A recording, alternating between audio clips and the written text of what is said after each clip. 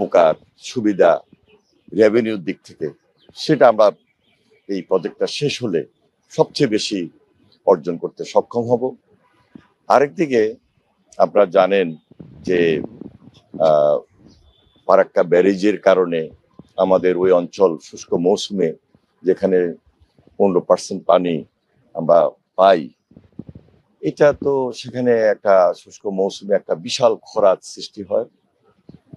আমরা এই পদ্মা ব্যারেজ করার মাধ্যমে সর্বোচ্চ বেনিফিটটা আমরা ওই অঞ্চলের মানুষকে দিতে পারবো, সেটা কৃষি খাতে হোক, সুন্দরবনের জন্য হোক, যেহেতু প্রচুর লবণাক্ততা হয়ে যায়, জলবদ্ধতা তৈরি হয় এবং পদ্মার সঙ্গে যে কানেক্টেড খালগুলো আছে, নদীগুলো আছে, সেগুলা ডিসকানেক্ট হয়ে যায় এবং পানির প্রত্যাহার হওয়ার কারণে এই সমস্ত সমস্যা তৈরি হয়।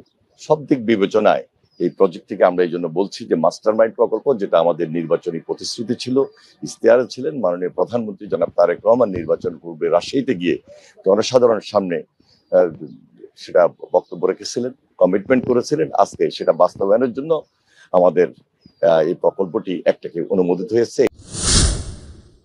ইএমএইচ বাংলা, সংবাদ ও বিনোদন।